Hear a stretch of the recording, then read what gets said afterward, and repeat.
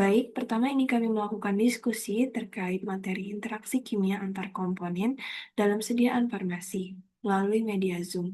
Lalu, kami mencari beberapa jurnal melalui ChatGPT. Setelah mendapatkannya, kami mengecek indeks dari masing-masing jurnal tersebut. Salah satu jurnal yang kami dapatkan adalah jurnal dari Oxfam's Kitech yang berjudul New Ionic Liquid Forms of Anti-Tuberculosis Drug Combination for Optimized Stability and Dissolution. Dari jurnal ini, dijelaskan terkait obat isoniazid atau INH dan rifampicin adalah dua obat untuk penyakit tuberkulosis yang digunakan sebagai kombinasi obat tetap, tetapi pemberiannya menghadapi tantangan karena kelarutan yang optimal dan tidak stabil. Studi ini mengeksplorasi potensi bahan aktif farmasi cairan, ionik atau API, IL, untuk meningkatkan sifat psikologi, kimia, dan farmasi dari isoniazid dan rifampicin. Di jurnal ini terdapat struktur dari isoniazid itu tersendiri, dan di sini dijelaskan bahwa isoniazid memiliki struktur cincin peridin dengan cincin aromatik 6 anggota mengandung satu atom nitrogen pada posisi pada terhadap substituen dan bersifat basa lemah, lalu mengandung gugus amida terhidratida yang terdiri dari gugus karbonil nitrogen amida dan nitrogen terminal primer. Lalu dijelaskan juga dalam jurnal ini bahwa isoniazid mengandung 3 situs penerima ikatan hidrogen selain amino primer dan sekunder yang memfasilitasi interaksinya dengan ion lawan melalui ikatan ionik dan ikatan hidrogen.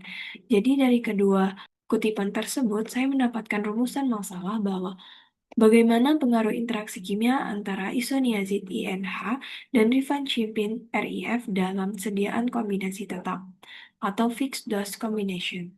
Di dalam jurnal yang sama dijelaskan bahwa isoniazid memiliki gugus fungsi yang memungkinkan terjadinya interaksi kimia melalui mekanisme ikatan hidrogen dan interaksi ionik yang secara spesifik dalam kutipan ini dijelaskan. Selanjutnya, dalam jurnal ini terdapat bukti eksperimental melalui FTIR menunjukkan adanya perubahan pita serapan karbonil ketika interaksi terjadi. Yang dijelaskan pada kutipan ini, inti dari kutipan ini berisi bahwa pergeseran pita karbonil ini merupakan indikator terbentuknya interaksi kimia, khususnya ikatan hidrogen, antara gugus karbonil dan komponen lain dalam sistem. Gugus hidrazida dan karbonil pada isoniazid berperan langsung dalam pembentukan ikatan hidrogen dan interaksi ionik. Interaksi tersebut dapat dibuktikan melalui pergeseran pita FTIR karbonil. Lalu dijelaskan juga dalam kutipan di jurnal yang sama bahwa pada pH asam, RIF dihidrolisis menjadi 3 format RIF yang berinteraksi dengan isoniazid untuk menghasilkan isonikotinil hidrazon atau HYD. HYD ini diserap dengan buruk dan tidak memiliki aktivitas antibakteri in vivo. Reaksi ini mengganggu stabilitas dan dosis RIF. Lalu dari hasil analisis XRPD dari sampel campuran yang berbeda sesuai dengan hasil FTIR tadi, di mana sampel campuran IL mempertahankan keadaan cair dan stabilitas fisiknya, sedangkan sampel campuran fisik dengan adanya Ca mengalami destabilasi setelah penyimpanan dan struktur kristalnya hilang. Hal ini menyoroti pentingnya penggunaan Ca sebagai ion penyeimbang IL untuk INH dan RIF guna mencapai campuran yang kompatibel dan stabil. Lalu di kutipan ini dijelaskan bahwa setelah penyimpanan di bawah kondisi uji stabilitas dipercepat selama 2 bulan, tidak ada perubahan fisik pada RIF atau INH murni.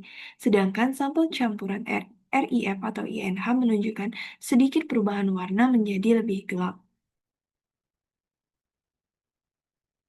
Lalu dari jurnal pembanding yang saya dapatkan dari Journal of Applied Pharmaceutical Science berjudul Improving Rifancitin Stability in the Presence of Modified Isoniazid Across Different pH Environment, dijelaskan bahwa dari kutipan ini intinya bahwa penurunan bioavailabilitas ini disebabkan oleh reaksi kimia antara RIF dan INH dalam lingkungan asam yang mempercepat degradasi rifancitin menjadi produk yang kurang aktif dan kurang diserap oleh tubuh. Berdasarkan dari grafik ini.